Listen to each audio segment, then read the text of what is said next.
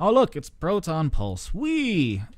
The task I have now is to take this and make it slightly more efficient. I'm looking right now at hiring somebody on Contrast to convert all of the pulse data into keyframes, because right now I have this generated wave file. Here, let's listen to it. Yeah, isn't that interesting? You know, so this is what makes the pulse and scrolling works, is a wave file. It would be much better to do it in data instead of having to listen to yourself and poke things. That seems really roundabout, but that's what the plugin I got does, and I can't complain too much, but it's not really efficient. So what we're going to do is take a look at this scene and see what else we can do to make it cheaper. Right now we have this box, and this is kind of like a skybox, and we can see that it's just got, you know, the corners. And the reason why it's not a skybox and just actually a regular box is because in the early days of VR, skyboxes were not supported. The depth wasn't quite right, so I made a physical box that was way too big. Made sure to bake the scale to 1:1:1 so it wouldn't be non-uniform scale and all that jazz. So a batch is easy, and yada da da da. So the other thing I'm looking at is pooling my data, and what that does is instead of spawning and killing every time there's a particle event, it literally just grabs it from a collection of them over here, and that should be a little easier on the CPU, I think. I'm going to turn down the music here, so I'm going to look for the music manager, and it's at 0.5, but you know, since we're recording, I'm going to turn it down a little bit. It's still loud. Check that out. Yeah, so this is what I was talking about earlier, how that WAV file I made seems to be in perfect sync with the music, but it's not the music generating the events. It's this thing I keep in sync with the music. And so I'm sure that's expensive. So the first thing I'm going to do is turn off all of that debug data. I'm going to go over here to debug and turn that off, and that off. Apparently one of my tweets got retweeted. How cool is that? Alright, so I'm going to close this because I'm kind of a neat freak and it does absolutely nothing except for my mental block on things. Actually, that's a lie. If you can see the camera and the mess behind me in the camera, you can instantly tell I'm not a neat freak. I've cleaned this room to perfection more times than I can count, and it takes no time at all in development for it to go to absolute hell again. So, yeah.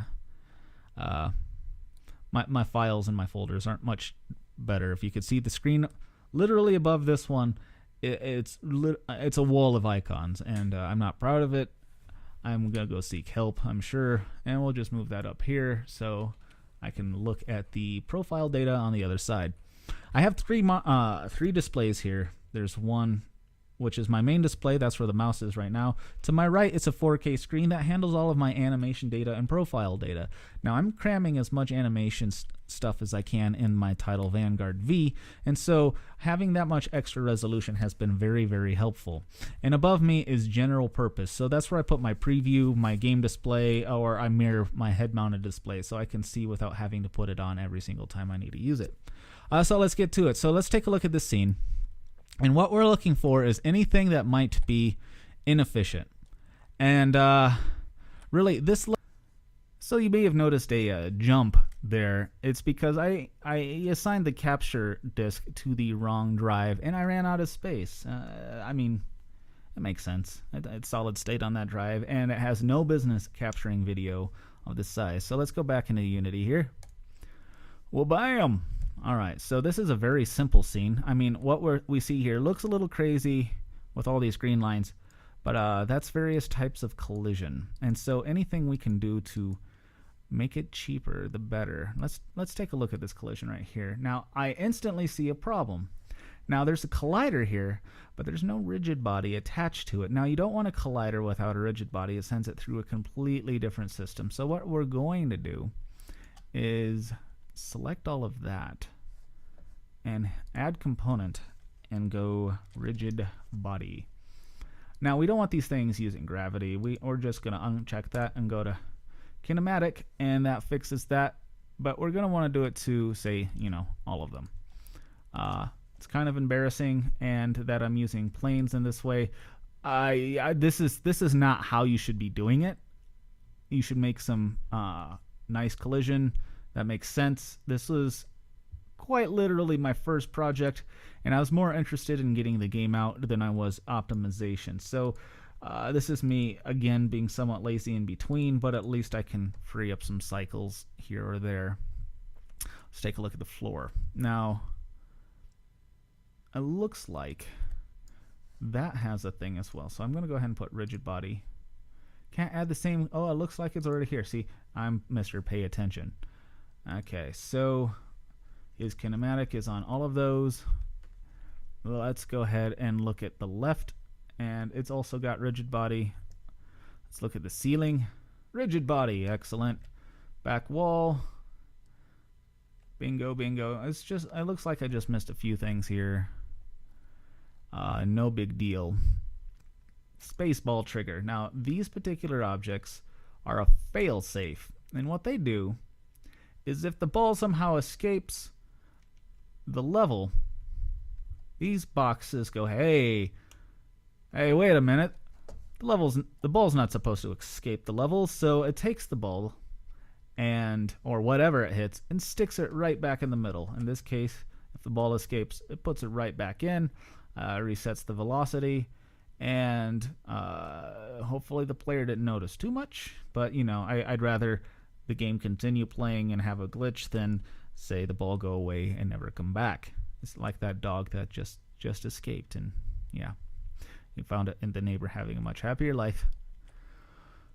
I don't know what I'm talking about. Anyway, so that's one tiny thing. Now, that's something that needs to be applied to the prefab. So if I were to hit select, it's going to go over here where the object is actually stored, and you'll notice it's got some unnecessary stuff. It's got animation. There's no animation on these collisions. There's no reason to render mesh or any of that stuff. So I'm going to go back here, and I'm going to select all of these planes and these while I'm at it. And this is just me being a clean freak again. There is I don't know why Unity adds animation by default on everything, because mostly everything I use is not animated. See, it's static. I don't know what they were thinking. Remove. All right. And so technically this level is clean.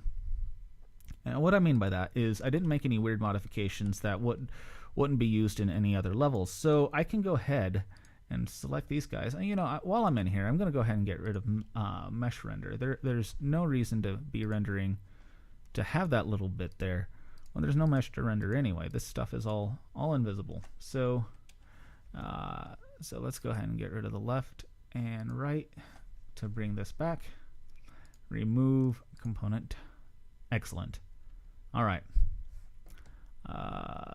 Let's see. Ceiling. Yeah, that doesn't have mesh render. Back wall. That was actually rendering the little effect back here. And corner. What is this? This is all done properly.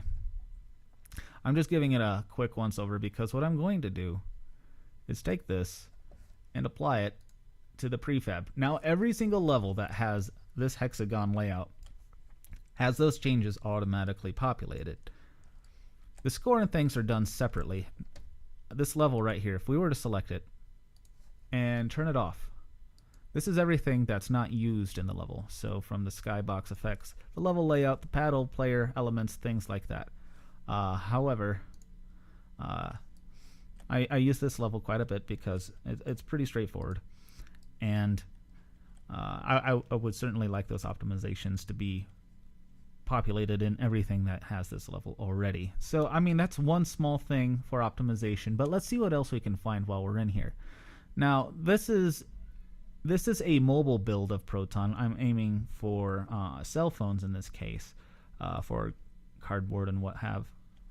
And generally speaking, lights are a no-no. Point lights specifically. Now, I would love to have my point light back on my ball. That's the most effective one, but that's caused a lot of problems. So what I'm going to do now is look for any lights. Now, there is a spotlight here, but that's the one that's attached. See, now, okay, I'm going to stop right here. And this is a problem with Unity's later builds. I think this is a bug. I used to be able to type something, select it, then click this and see where in the hierarchy it is. But that's no longer the case. It's just it's gone again. So I have no idea where that object lies, and therefore I have no way of removing it. But yeah, hopefully that's not a big deal.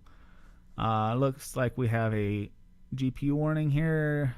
Render texture, color surface. It's not clear, discarded doing camera image effects. Looks like there's simple pixelizer doing things. And we are spamming some stuff. So what are we looking at? Excuse me while I try to read this a little bit. Pyroclastic. See, here's something right here. This is unnecessary stuff in the full version of Proton that's not mobile, and there's no reason to have it. So what I'm going to do now, shader wants normals, but mesh doesn't have them on GUI. That sounds expensive, so I'm gonna clear that up and hit play and pause. And apparently this simple pixelizer. Look, I'm gonna unpause. Look at it go. Look at that number rise. It's going nuts. There is absolutely no reason for that. So let's see where this simple pixelizer lies. Now, I believe it's in the cameras. So here we are. It's actually turned off. I'm not entirely sure why we're getting... Oh, but it's not on this guy. Now, we're going to go back here to the console. And it's at 839. If I unpause, will it keep growing? No. Now, simple pixelizer, what that is the effect I use when the player dies. Everything gets pixelated and glitchy for a second. So let's make sure that even though I turned it off, it turns itself back on just long enough to do the effect and off again. So let's see. Did we catch that? Was there any effect? You know, I'm not entirely sure. I was too busy looking at this number to really see. So let's just let the ball go. And hopefully it won't accidentally beat the level. Let's see what happens. No, no, no, no. Okay, good. Alright, see, there was no pixelated effect. Now, this is a problem because that's a really cool effect. And so I'm going to go ahead and close this.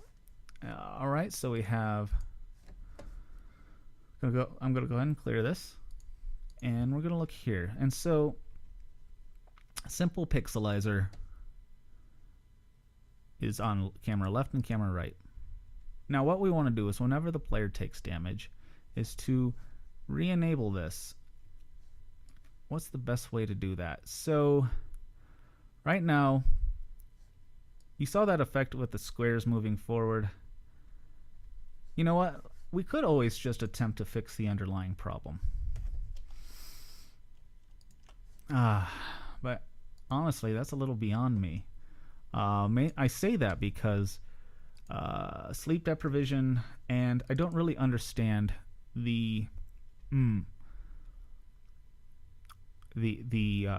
basics of this. This is using some Blitz stuff that I've never really worked with in the past. So it's pretty cool though. As basic as it is, it really needs to be able to, so I can turn it off and turn it on and such.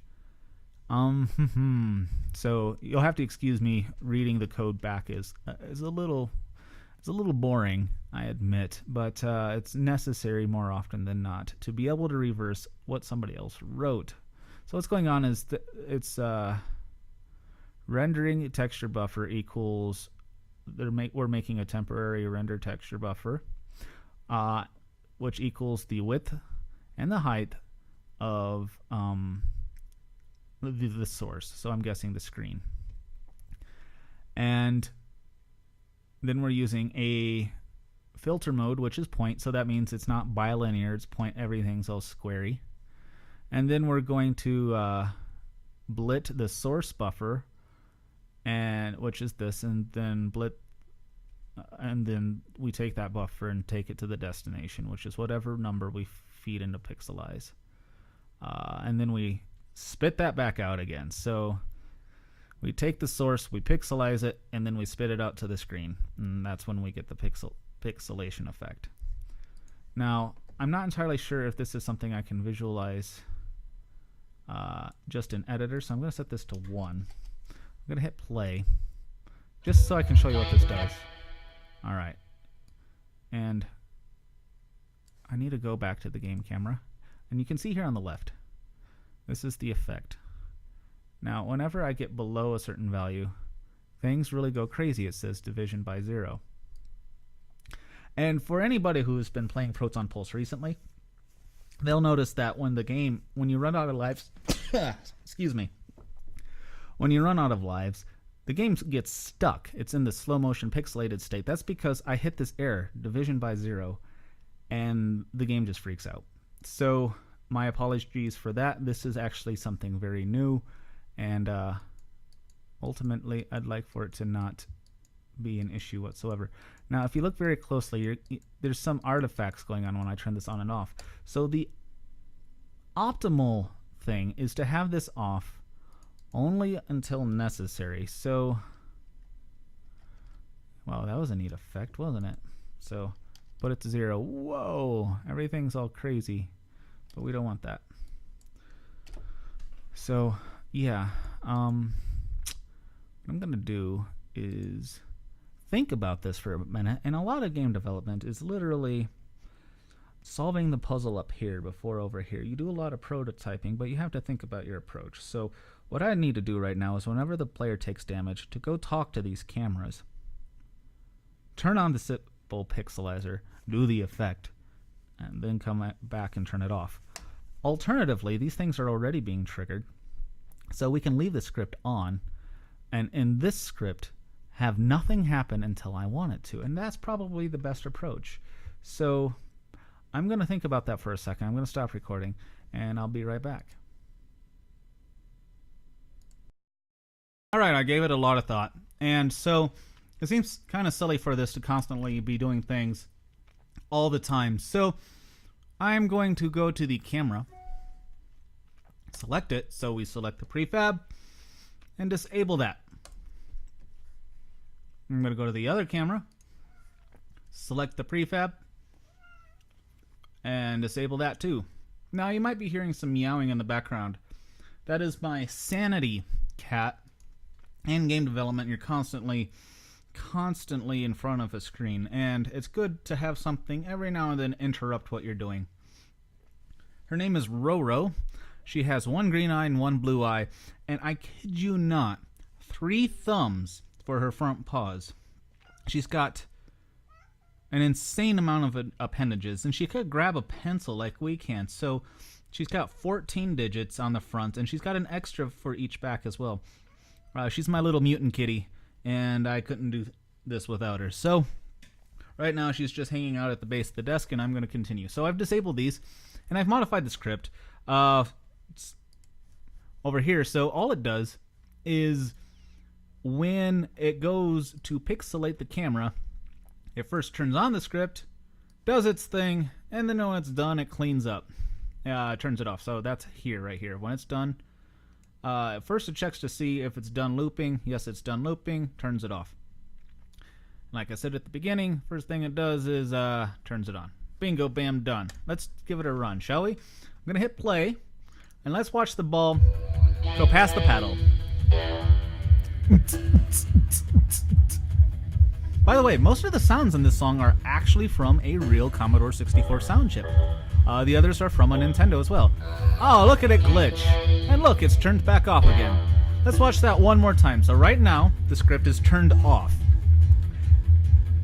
Here comes the ball, it's doing its thing. Hits the blue block. And just when we think we're gonna beat the level for doing absolutely nothing, it misses yellow. Glitch! And it's off again. How cool is that? You never actually see it turn on because it happens so fast. That's amazing. And I think that concludes that little thing. Now, is there anything else while we're in here that we can optimize? So, let's go into the scene and just take a look at stuff in general. So, let's go to the stats real fast. I'm going to go over to the music and turn that off so we can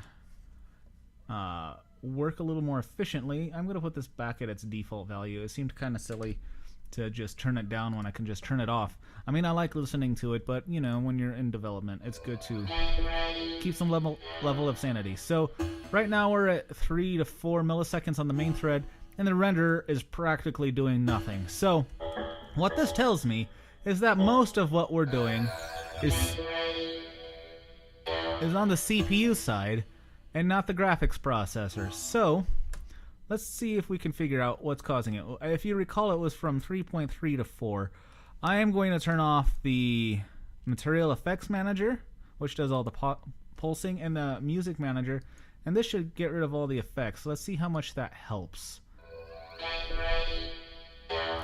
So now we're in the 3s to high 2s. It definitely made some level of effect. And I notice when things are spawned, like the particle effects, it really jumps up there. So that's probably where we can use the object pooling the most. But let's take this a step further. You'll notice a lot of the audio has reverb. And so what I'm going to do is I'm going to go to the audio listener, and I am going to turn off the reverb. Now, what this object is it's the listener. And what I tell it to do, if you're in VR mode, take this thing and attach it to the camera. That way, the listener acts a lot like your ears and it follows your head movements. Now, if you're in, say, playing it with a mouse for debug reasons, or you don't have VR, it keeps it stationary so everything is just like you see with a mouse, since you're staring at a screen and never rotating your head. It's a way to switch between VR and non-VR audio. Anyway, I got rid of the reverb zone, and let's see what happens. If you recall, we were in the high 2s, very low 3s. Now, I'm still hearing reverb. That means it's somewhere else. Audio reverb zone. So let's type that. Audio reverb zone. And look, we have 2 objects with audio reverb. That seems a little inefficient, so I'm going to turn off this one as well. I'm going to get rid of this because I hate the whitening of the screen. Has a completely different feel, and it doesn't seem to be affecting things much at all.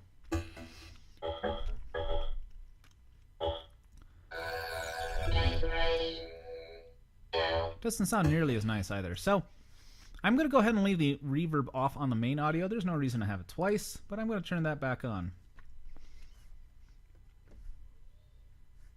So what else could we do to look at the CPU use? So what I'm going to do right now is bring in the profiler. This has been going on while I've been playing, and you skim through it and see exactly what's doing what. Now the CPU usage is pretty freaky low. However, we got to keep it as low as humanly possible for mobile. So right now, most of the, according to this, is culling, drawing, image effects, which the image effects should specifically be, oh yes, this is Oculus related.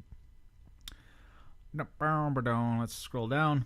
Now the only reason this is coming up is because I also have the PC Oculus lens distortion in here, so I can develop with my regular Oculus Rift, in this case the DK1. And then I use this all the way up until the last point when I export to the Google Cardboard and turn it off. So yeah, anyway, AA resolve, grab pixels, got it.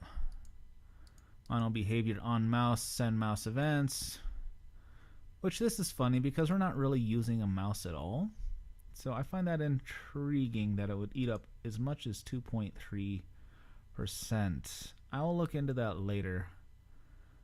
We've got a lot of particle systems doing their thing, but nothing all that great. So it looks like culling is a huge part of it. Now, with a scene this simple, culling isn't really necessary. And cull per object lights, we don't even have any lights. That's probably why that's so low. So most of this is coming from OVR camera on pre-cull, and not sure there's anything I can really do about that. Let's see. Overhead is not anything I can do either.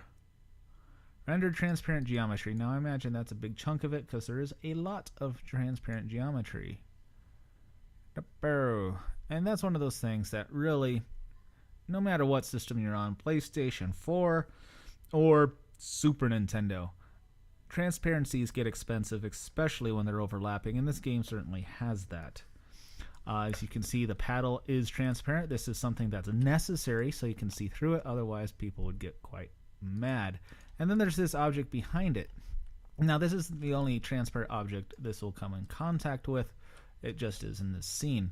And so it's necessary for me to have transparent objects. Now, I could probably get away with making this cutout. That works with some render systems. I'm not sure how Unity handles cutout versus alpha. Right now, this is using the most basic transparent shader there is. It's mobile particle additive. And yeah, so I mean, there's not much to that. So I mean, that's one of those things where the game kind of requires it. There's not much I can do. However, we can take a look at culling. So let's see if culling is even turned on. I have it actually turned off. And I'm going to look over here, see if it's also off. Yes, it is. Culling mask, everything, nothing. Yeah, that's to see what to render. Now what this does is it allows me to exclude certain layers, which you can see I have a lot of layers. To render, clear flags, could really set it to anything. Since I have a skybox in the background, but that's not really necessary.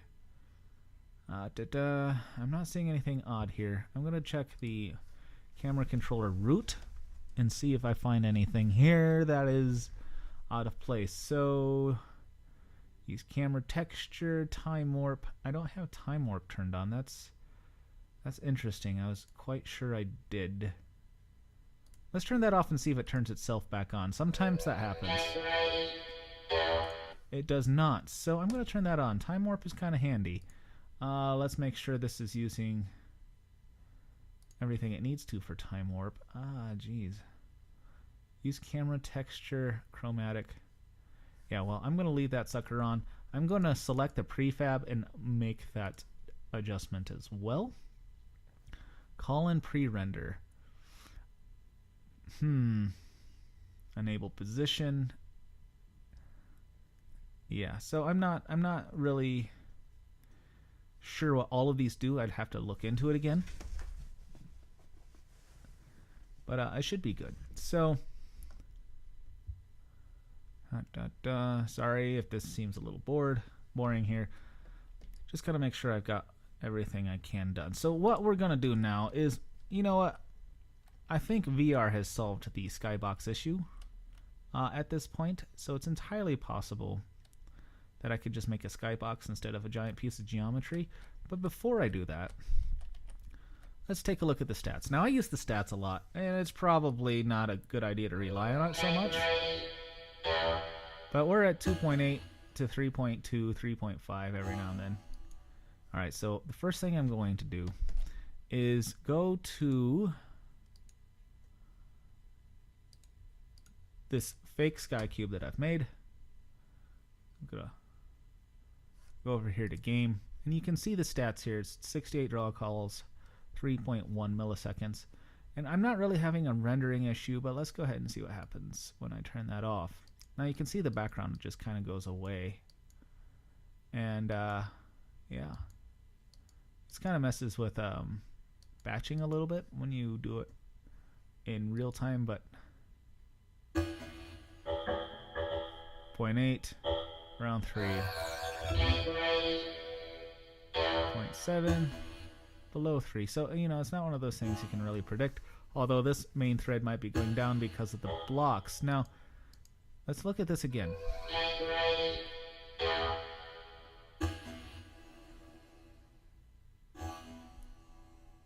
When I hit a block,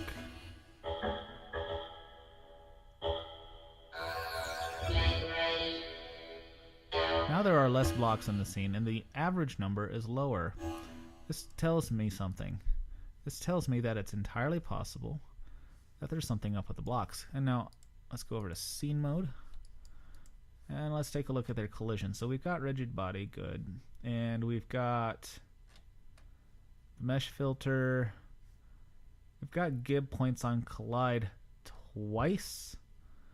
This is because of the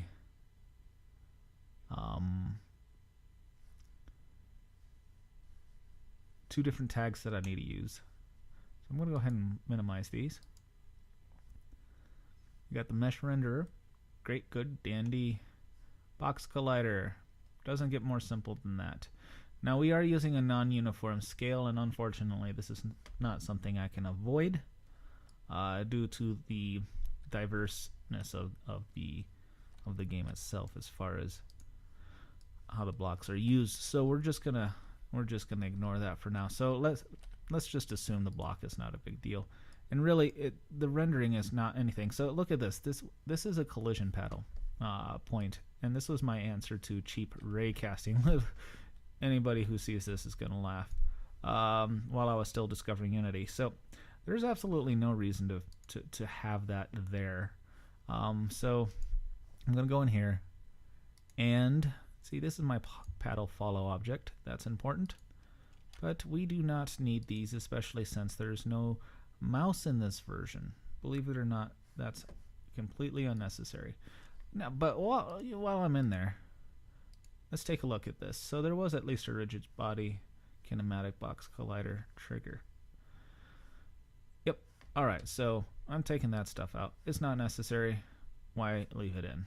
And we have the spotlight, and I mean, honestly, it's just included with the camera controller, and I never use it. So I unchecked that. I'm actually going to remove it. I've never once used it. However, if I were to take it out, I'd have to apply that change to the entire prefab, and this prefab is a little more sensitive about such things. So I'm being kind of picky here. Paddle energy, almost burst, frame rate counter. Now, I'm surprised that this is here and enabled by default. So I'm going to go ahead and select this and make sure it's off by default. This is not something that should be rendering text or anything, because this is an on-GUI type thing, and that seems kind of redundant. This is for when I need it for testing purposes, but there's no reason to have it on all the time. Paddle energy. Now, paddle energy has a animation clip, and there's no animation for that. This is just something Unity adds by default. Just cleaning up here. I doubt it's going to be doing any good whatsoever. But it's good to clean things up. So what this is the little indicator at the bottom of the paddle that shows you how close or far away you are from getting the Proton Pulse effect, which transforms the paddle into a magnetic paddle with an electronic tether. But moving on. So we have a mouse here. Mouse look 2D. And what this does is allows me to control the game without an Oculus. Here's the cheats menu, which has not been added, but generally speaking, I was going to put it back here, so if you turned around, you would have unlockables after beating the game. I'm not sure this is going to be added. It was just kind of half a feature, but I keep it here in case I want to revisit. Let's see, UI floor. This is all the objects down here. Score, the space-time dilation, number of lives, which level you're on. All that stuff is pretty straightforward. Get ready ball, spawn after delay. What this does is bring in the ball at the very beginning of the level, and so forth. So this is all the end stuff after you've beaten the level. And this is the burst effect. This is the respawn point if you lose a life. But I'm not seeing anything here that's absolutely crazy. So I'm going to go here to the root. And this turns off various things in case for whatever reason they get turned on by accident during development. I want to make sure they're off. Now, this is not necessary in this because this is only going to be in 3D ever. So what this does is it detects whether or not you have an Oculus hooked up, and if you don't, it'll use this one instead, since it's always going to be enabled in this case. I'm not even going to spend the extra cycles looking for it at the beginning, so I'm going to leave that off. Look at the score manager. What do we have here? This is an attempt to override some by poor design stuff, and I'm really going to have to go in this script and just fix it myself.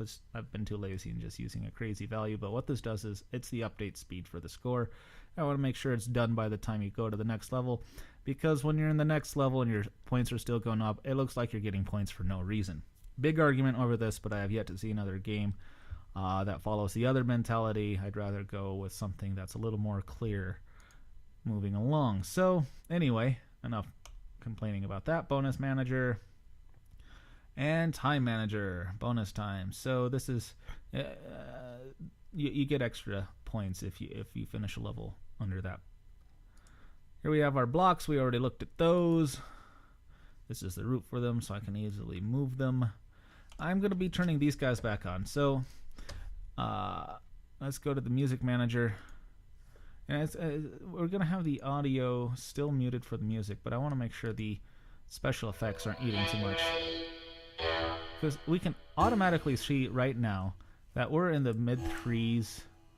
I almost touched 4, and the most basic of levels. And that's because of all the pulsing and scrolling going on. And when we had this off, select the other guy as well. When we had this off, we're in the high 2s, so it's definitely eating some cycles. However, it is part of what makes the game itself, and there are certain things that you just can't turn off. You got to have some flair in the game, otherwise you'll end up with, all the frame rate in the world and nothing to look at.